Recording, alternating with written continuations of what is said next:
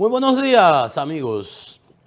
Francisco Antonio Méndez y el programa Economía y Mercado les saludan. Hoy miércoles 1 de julio, señores, estamos iniciando el séptimo mes del año, 1 de julio de 2026, con 28 grados Celsius aquí en La Julia, Distrito Nacional. Bueno, señores, hemos terminado el primer semestre del año. Ya nos aprobaron una reforma fiscal. Nos han establecido, ayer aprobó la Cámara de Diputados, ahorita le doy algunas pinceladas del proyecto este de los residuos sólidos, con todas las quejas del sector empresarial y las denuncias que ha habido, pero como quiera los zancocharon, como yo les dije. Hay muchísimas discusiones con lo del Código Penal y sus artículos subyacentes que cercenan la libertad de expresión y prohíben el disenso y un sinnúmero de cosas ahí que está habiendo muchas quejas, hasta un sometimiento hay al Tribunal Constitucional, que también vamos a comentar con ustedes en el día de hoy. Denuncias también de las asociaciones de detallistas de gasolina, Anadegas, por el cobro que le hace la banca, por el uso de los aparatos de chequeo de pago con tarjeta, los Verifone, como se conocen. Y amenaza de que van a suspender el servicio. Imagínense usted que usted llegue a una bomba, vaya a pagar y le digan que no cogen tarjeta. Ahí sí la pintura es dura. Usted con el tanque lleno van a tener que coger la tarjeta, porque ¿qué va si usted le va a dejar el carro ahí o si va a quitar el reloj y se lo va a dejar ahí? Miren, aquí las cosas se dejan llegar a extremos. Información del Banco Central de que mantuvo la tasa fija, también comentaremos eso, sobre el déficit. Hay muchas informaciones variadas. Desde los Estados Unidos hay sentencias que de alguna manera nos impactan a nosotros y al mundo entero, que tiene que ver con una discusión que venía y una promesa del presidente Donald Trump de eliminar el nacimiento, el jus solis que existe en Estados Unidos. El jus solis, que fue lo que se modificó y se clarificó bien, bien, digamos, específico en la Constitución del 10 de nosotros aquí, que se estableció claramente el jus sanguinis, establece que toda persona que nazca en los Estados Unidos por más de 150 años en función de una sentencia que hubo de un ciudadano chino en aquella ocasión, es americano, es por ciudadanía, por nacimientos. Naces en Estados Unidos y te corresponde, te toca por default. Eso siempre ha sido así, todo el mundo lo ha conocido así. Trump, entre sus políticas radicales y su guerra cultural, ese es uno de los arietes de las cosas que había vendido y que desde el primer día iba a firmar, pero es algo que es constitucional, la enmienda número 14 de los Estados Unidos. Y aquella vez, en ocasiones que se ha intentado modificar eso, la Suprema ha fallado 9-1. Para que ustedes vean cómo está la división de los 9 jueces de la Suprema a unanimidad, entendiendo que eso es constitucional, que eso no lo puede cambiar ningún presidente, ni nadie por capricho, ni siquiera el Congreso, por leyes. Es constitucional, habría que hacer una enmienda constitucional. Sin embargo, en esta ocasión, a pesar de que el presidente Donald Trump tiene una derrota política de sus pretensiones y todos los conservadores de ese litoral que han propugnado por eso, hay los radicales, ¿verdad? Sin embargo, obtuvieron una sentencia 5-4. Eso le demuestra a ustedes el estado de división que existe en los Estados Unidos y de confusión, también pudiéramos llamarlo. Como hubo 4 jueces de la Suprema, en aquellas otras ocasiones los 9 votaron ratificando que eso era constitucional. En esta ocasión hay unos jueces que no se sabe cómo es que ven el mundo. Igual como ustedes vieron la sentencia del día anterior, porque ha tenido también la que le rechazó el intento de quitar a la gobernadora de la Reserva Federal, al apellido Cook, porque no le conviene, porque quiere poner gente que obedezcan a sus lineamientos, cuando justamente esas instituciones, la independencia de esas instituciones, son las que garantizan un funcionamiento alejado de la politiquería, que justamente para esos fines es que la pretende usar Donald Trump. Y Jerome Powell, pasado administrador, chairman del board, presidente de la Reserva Federal, lo enfrentó y por eso lo quería quitar y le hicieron un juicio. Y a esta señora también le inventaron un juicio de que por asunto hipotecario que los jueces lo desestimaron. Eso sí es persecución política, eso sí es judicialización de la politización de la justicia.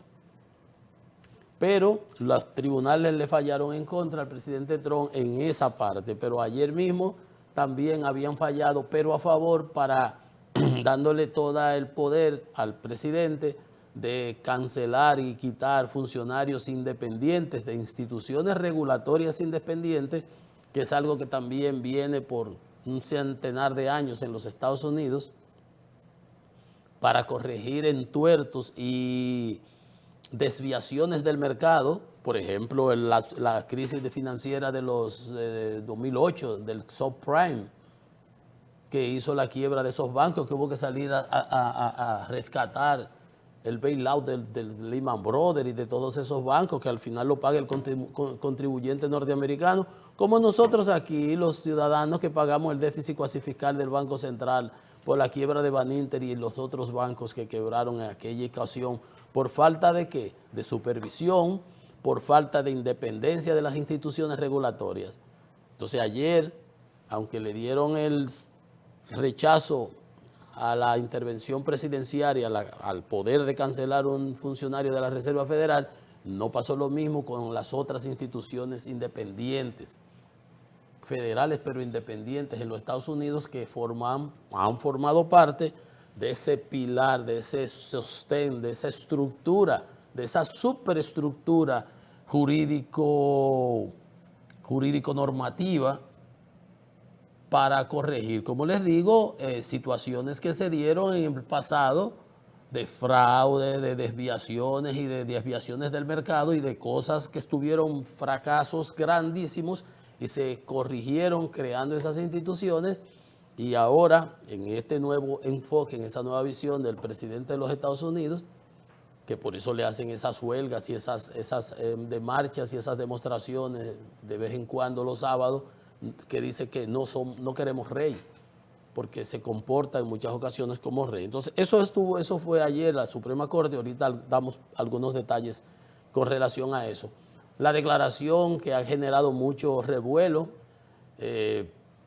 por asuntos de ética, el presidente tiene que dar una declaración de su patrimonio, del movimiento de su patrimonio. Pues en la declaración que da ayer a conocer el presidente Donald Trump, de evidencia que ha obtenido ganancias por más de $1.000 millones en sus criptomonedas, que son manejadas por su familia y por un token que se llama Trump, Liberty, qué sé yo, qué cosa, ya ustedes saben. Y eso genera discusiones porque habla de conflictos de interés, cómo se ha usado por primera vez en la historia, por lo menos lo que dicen los analistas. Uno no llega a tanto, que no conoce tanto de esa historia americana, de la política. Por primera vez, digamos, según ellos, se ha visto que desde la oficina oval, que es el despacho del presidente, desde la Casa Blanca, desde la presidencia, se use con fines mercuriales y para beneficio y usufructo de determinados intereses particulares, porque beneficiar empresas y eso siempre ha existido, y por eso financian y por eso se apandillan y por eso tienen lobbies en el Congreso. Eso siempre ha existido, pero para beneficio personal, fíjense que en Estados Unidos un presidente no puede recibir una donación de pase de un determinado monto, creo que son $5.000. Si se le dona algo, eso tiene que ir al archivo de la nación, al patrimonio del Estado. Pero al presidente Donald Trump los otros días, creo que fue en Qatar le regaló un avión de $400 millones. ¿Se recuerdan? Un Boeing. Todas esas cosas son tan extrañas que a veces uno dice, ¿y será cierto que están sucediendo? Sí son ciertas y sí están sucediendo. Bueno, ahorita vamos a desmenuzar esos aspectos, pero como ustedes conocen, sigue el tema de Venezuela, el desastre venezolano, la evidencia más que palpable de la incompetencia estatal cuando los estados son administrados por ese tipo de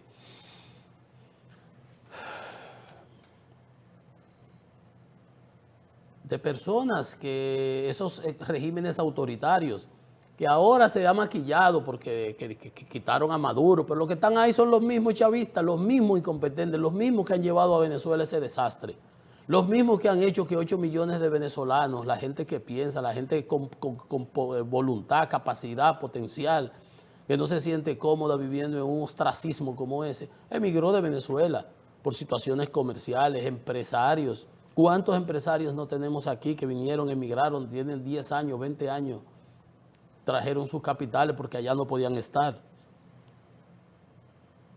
Y míralo ahí, el proyecto ese pueblo, qué sé yo, de Hugo Chávez, que las construcciones se destruyeron todas. Allá lo he comentado en otras ocasiones. Construidas, columnas con foam, con un polipropileno, la espuma esa, las cosas que se usan para interior de paredes y para protección y para aislamiento. Columnas, vigas, travesaños. Por eso se gotearon todas esas casas así, ¡prá! Un disparate, un desastre, un tollo. Obviamente, para beneficiar a alicates, a amigos del régimen, a chavistas, a maduristas, a de los bolivarianistas, qué sé yo, como ellos se llamen, para aprovecharse de esos recursos, construido con saliva. Y ahí están los muertos venezolanos aplastados por esas columnas.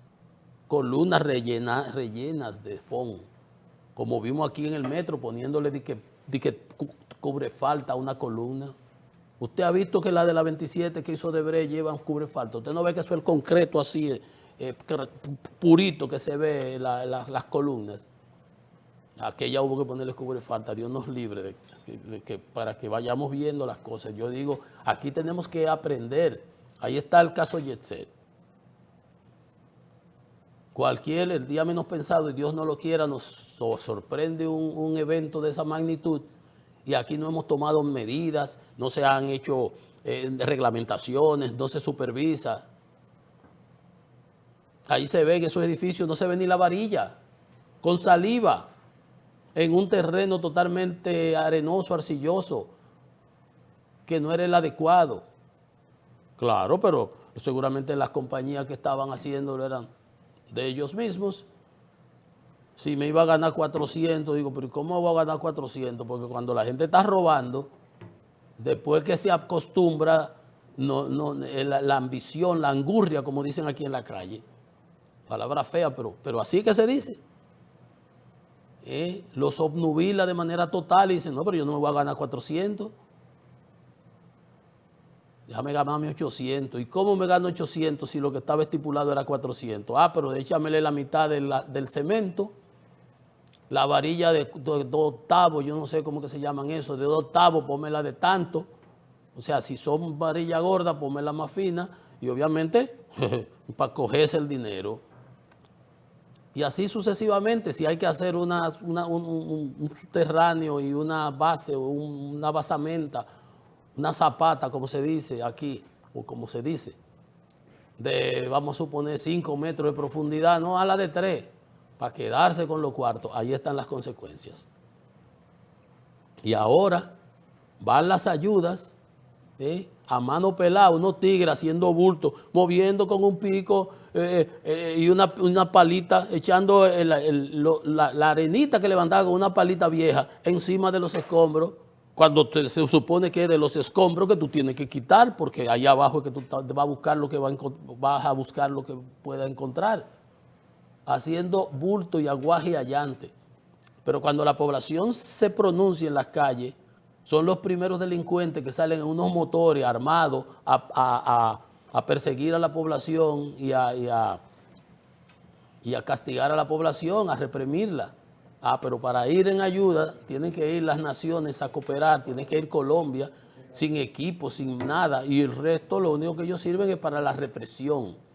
Ahí hay discusiones de Cabello, del Diosdado Cabello ese, con gente que fueron rescatistas porque ni siquiera los dejan hacer el trabajo. Y ya ustedes pueden estar seguros que todo lo que está llegando allá, los medicamentos, las donaciones, eso se lo van a robar.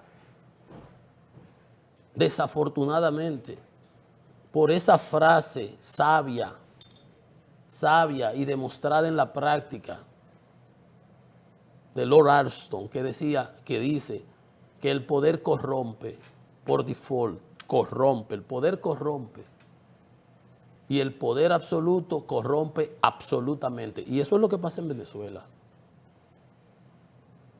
Y se evidencia prácticamente transversal en todos los resquicios, en todos los espacios vitales de la cotidianidad en Venezuela. Desafortunadamente. Hasta en la desgracia, ni siquiera ahí son capaces de elevarse y de dejar de lado ese sectarismo, ese autoritarismo, por Dios. Bueno, ya van más de 2.000 muertos contabilizados, los que han encontrado. Usted podrá imaginarse que hay enterrados ahí en los escombros, una vez se pueda levantar y no habrá nadie con vida. Ahí irán entonces, ya será un número el resto, ya ponerle número, los miles de muertos que estarán sepultados o que están sepultados todavía ahí. Qué desastre, qué pena. Qué pena. Bueno, señores, aquí tenemos una discusión en ciernes que ya se ha planteado con esto del Código Penal, que se aprobó, que el presidente lo promulgó, que tiene que entrar, que tenía un periodo de vacancia, vacatio legis, qué sé yo qué cosa ahí en latín, o sea, que como una gracia para entrar en aplicación. Entonces, ahora que la gente se ha puesto en auto, porque ha habido revisión y se ha visto que hay artículos que violan derechos fundamentales y la libertad de expresión fundamentalmente, entre otras cosas. Entonces, ya hemos oído opiniones, vimos ayer al juez Juan Alejandro Vargas, al magistrado del Constitucional, ¿cómo se llama? También se refirió, a Ángel se ha referido, hay gente que ha pedido que no entre en aplicación, hay quienes piden que, bueno, que se aplique, pero que inmediatamente se traten de corregir estos aspectos.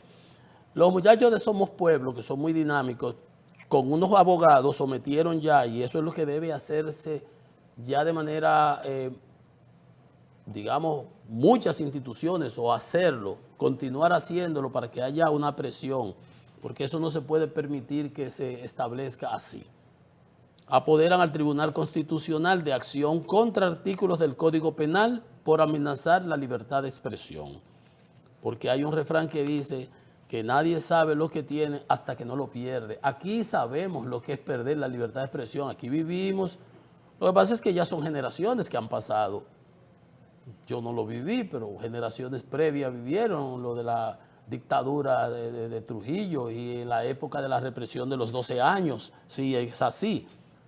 Porque muchachito, ¿verdad? Pero esas cosas las hemos obtenido con sangre. Y el propio PRM, que es gobierno hoy, que fue el PRD de entonces, era el baluarte de los principales arietes en favor y en las luchas de las libertades públicas de este país.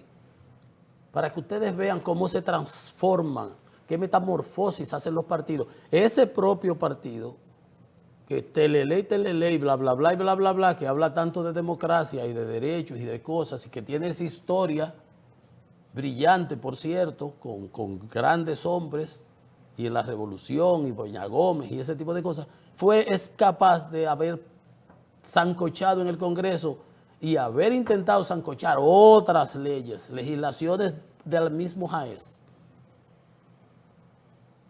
Entonces uno dice, pero señores, hay que estar vivo para ver cosas, ¿eh?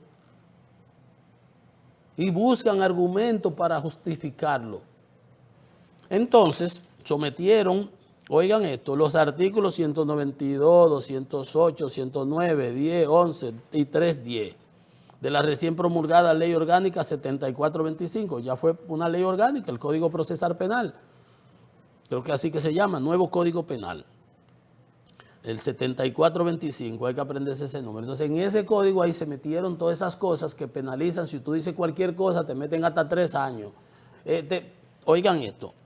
Ahí están los abogados Balbuena Batista y Aristi García, representando a los muchachos de Somos Pueblo, sometió eso. Dicen que la ley frena el ejercicio periodístico, que tiene graves falencias que vulneran de forma directa la libertad de expresión y el derecho a la información.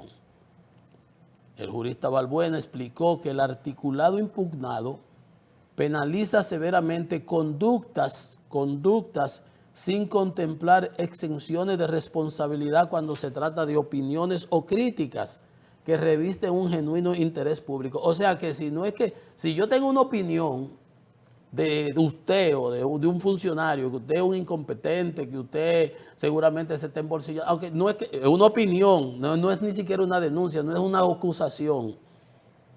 Aquí te van a agarrar y te van a traer y te van a meter 3 años. O sea, tú no puedes hablar, tú no puedes decir nada. Tú lo ves que se lo están robando la cosa ahí y se lo llevaron y lo guardaron y tú no lo puedes decir, ni siquiera puedes denunciarlo. O sea, estoy hablando en sentido general. O sea, ¿por qué? Quizás justamente eso era lo que se buscaba, porque ahora quizás nosotros nos estamos haciendo los suecos. Que esas leyes vulneran tal cosa. Bueno, pues a lo mejor eso era lo que se buscaba.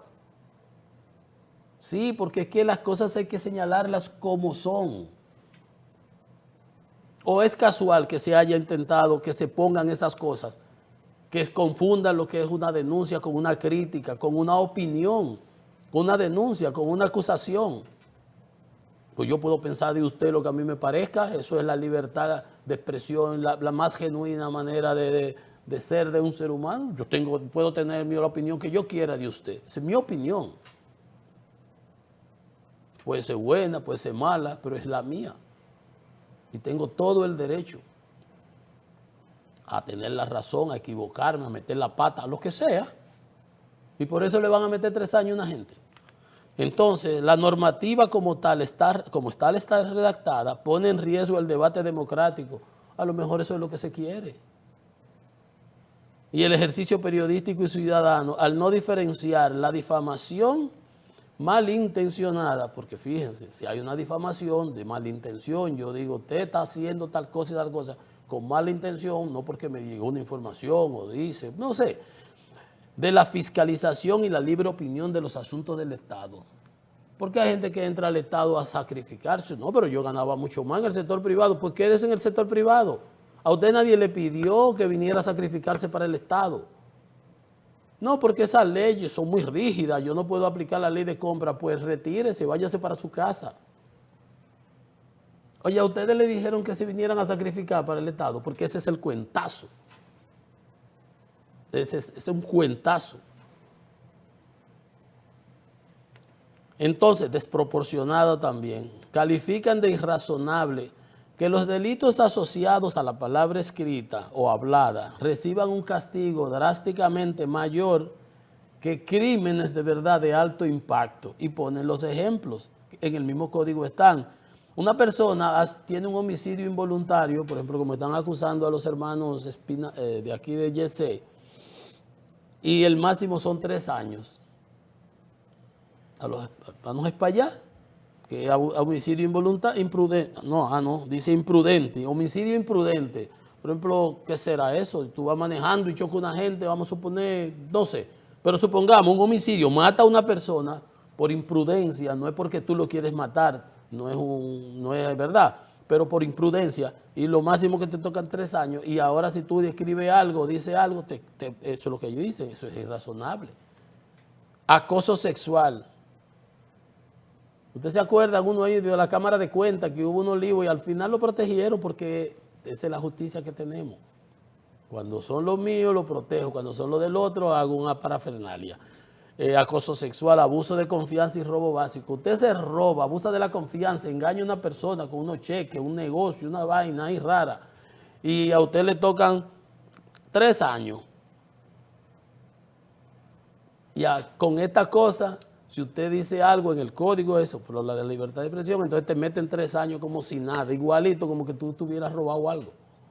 El que se robó el otro, tú no lo puedes demostrar, pero tú se te fue la lengua, supongamos. Y actualmente creo que hay una conciliación, qué sé yo, qué cosa, pero ahora usted ve, entonces.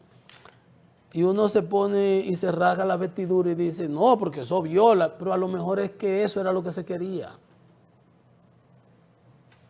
Una censura, ponernos una mordaza para que nadie pueda criticar ni decir, a lo mejor ese era el objetivo. Bueno, ahí está sometido al Tribunal Constitucional y eso es lo que digo, y la sociedad tiene que seguir sometiendo más, perseguir, porque eso no puede quedarse así. Entonces, pero la sancocharon, el presidente la aprobó, ya entra en operación, qué sé yo cómo se llama, en efectividad. Igual que el Congreso convirtió en ley los residuos sólidos. Ahora las empresas van a pagar más a la DGI, ahí hasta hay que pagarle al fideicomiso ese, que los mismos empresarios denunciaron que eso no era más que un impuesto encubierto, disfrazado de qué sé yo qué ambiental. Otra parte del parche fiscal, como no le da el Estado los recursos que le corresponden por ley, porque tampoco se atreve a cambiar la ley del 10% a los ayuntamientos del Producto Interno Bruto, le agarra, y que es un desastre, porque ¿de dónde va a sacar todo esos cuartos? Por eso es que no se le da en ningún año, y le van dando de aquí, lo usan como politiquería, por la politiquería que se usa aquí. Pues por aquí, con este fideicomiso y con esto que vamos a pagar de los residuos sólidos, le van a sacar unos cuartos a los ayuntamientos. Pero los ancocharon, a pesar del CONEP, a pesar de las organizaciones de la Asociación de Industria, la organización la ONE, todos ha sido denunciado, pero para ellos es lo mismo. Las empresas con ingresos, una empresa con 0 ingresos tiene que pagar 5,000 pesos. No tiene nada, no produce nada, no ha ganado nada, tiene que pagar hasta 5,000 pesos. Y luego sigue hasta 2 millones y 3 millones, en función de las ventas. Pero ¿usted cree que esos costos los va a asumir la empresa? Porque esos son de nuevo los eufemismos. Cuando Trump habla, yo le voy a poner 100% a los aranceles de los productos europeos si me suben si le ponen tarifa, impuestos o las regulaciones que ellos tienen a las telecomunicaciones en Europa. Al final, si él le sube esos aranceles, lo paga el consumidor americano. Evidentemente que si un producto cuesta 50 y tú le pones un arancel de 20 o de 100 o de 50 y le aumentas el precio, el consumidor del otro lado, de tu país, a lo mejor no tiene el poder adquisitivo. Y entonces disminuye la compra. Y al disminuir la demanda, pues tu oferta cae. La producción del otro país que exporta baja. Pero al final el que paga más caro el producto es el consumidor, quien se afecta. O sea que igual aquí, cuando tú le metas a una empresa, las entidades con ingresos de 25 millones al año, imagínense que se gana 2 millones, que vende 2 millones, no es que se gana, va a pagar 20,000 pesos. La de 50 millones, 90,000 pesos. Y así sucesivamente sigue y por ahí María se va. Pero por ejemplo, fíjense ustedes, o sea, pero son unos números que le salieron del forro a los legisladores, a los diputados y senadores, esta gente que están ahí, sin un análisis técnico, sin un impacto. Una empresa, dice aquí, de 0 a 5 millones. Imagínate, de 0 a 5 millones va a pagar 5,000 pesos. El que no está operando y no tiene ganancia y tiene que buscarse 5,000 pesos porque si no está violando la ley. Entonces, es la desproporcionalidad. Esas cosas, sin discutirlas, sin conversarlas, sin analizarlas, la prueban y le zancochan y le dan para allá. A pesar de las quejas de los empresarios, a pesar de la gente, le dice, pero ¿dónde está el estudio técnico? ¿Dónde ustedes justifican eso? ¿Por qué así? No. Ponlo ahí porque es un impuesto encubierto. Eso es parte de los cuchillitos de palo con los que nos están pullando por todos los lados. Por todos los lados. Entonces les decía que había habido esa sentencia que establece que no, que el presidente no tiene capacidad, potestad para regular eso, y sin embargo hubo un juez que dijo que eso tenía que hacerlo el Congreso. Uno de los jueces que votó, aunque votó en contra, Suprema de Estados Unidos anula orden de Donald Trump sobre ciudadanía por nacimiento de los hijos de inmigrantes, ¿verdad? Todo el que nace en territorio es hijo de padre indocumentado. Eso tiene 150 años aplicándose por la 14ª, la enmienda número 14. 5-4, una interpretación constitucional de más de 150 años. Y esa orden hubiera afectado a 255,000 niños que ahora mismo están en esa situación, pero que ya por la sentencia de la Suprema queda anulado. Aunque Trump dijo que no, que iba como quiera para el Congreso, que el Congreso tiene que cambiar eso. Hay quien entiende que no es congresual, eso es constitucional y no tiene ni con qué pasar una ley. La única ley importante que se acaba de aprobar en esta nueva administración fue la ley de la vivienda ahora, y él ni siquiera la acaba de promulgar porque está presionando que no la va a promulgar hasta que no se aprueben otra ley que él quiere de control electoral. Son muchas cosas que están pasando en Estados Unidos.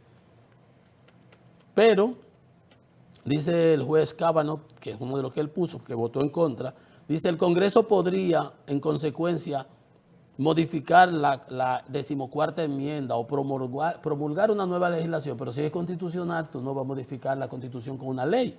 Entonces, pero nada, el Congreso debería empezar hoy mismo a trabajar para poner fin a la ciudadanía por derecho de nacimiento, una práctica costosa e injusta para nuestro país. No es el único país que lo tiene, hay más de 30 países que tienen esa situación. Pero es algo que existe en Estados Unidos, es algo que está, si la Constitución la modifican y lo cambian, y entonces para tú ser ciudadano, tienes como hay aquí, que es por la sangre, y de ciudadano en estado legal, en estatus legal.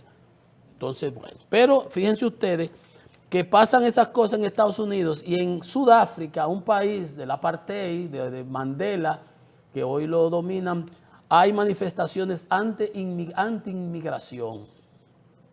Estados Unidos permite la inmigración de sudafricanos y se nacionalice, pero solo de los blancos. De los Boers, de los blancos. Miles de personas salieron en Sudáfrica a protestar las olas de ataques xenófobos de los últimos meses. A Participación Ciudadana, a ACNUR, a la OIM y a esos de las Naciones Unidas. Miren dónde que hay ataques xenófobos. Y tú dices, ¿y qué diferencia hay entre uno de Sudáfrica y uno de Soweto, de Pretoria, de Zimbabue, de Ghana, de Nigeria? Miles de migrantes malawis esperan desde hace días en campamentos informales de diferentes ciudades sudafricanas para ser retornados a su país, a Zimbabue, a Ghana, a Nigeria, mientras que en Kenia, Malawi y Lesoto han emitido alertas de seguridad para sus ciudadanos en Sudáfrica. Y tú lo pones a todo ahí en una, dice, identifíqueme, ve cuál fue el ladrón, como hacen en la policía, ¿verdad? Y que una persona la atacaron y le ponen 10 personas ahí. Mire a ver si usted ve ahí el que le atacó. Ah, ese que está ahí, el del medio, el número 4. Tú lo ponías a ellos aquí, Malawi, Lesoto, Kenia, Sudáfrica, Zimbabue, Ghana. Tú los alineas todo ahí, pones 100. Y que no son lo mismo. No, para ellos no son lo mismo. Son etnias diferentes, son tribus diferentes, son razas diferentes. Usted, que el corazón de la llama, nada más lo conoce el cuchillo. Y se matan, eso es a machete que se matan ahí.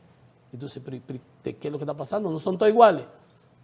Vaya usted a ver. Por eso son esos problemas migratorios y hay que tener mucho cuidado con ese tipo de cosas. Por eso pasó en Kosovo. Por eso pasó también en el África, pasa con los kenianos, pasa por envidia, pasa en las Filipinas con los chinos y un sinnúmero de cosas. Es delicado el asunto, es delicado el tema. Vamos a una pausa. Esto es Economía y Mercado.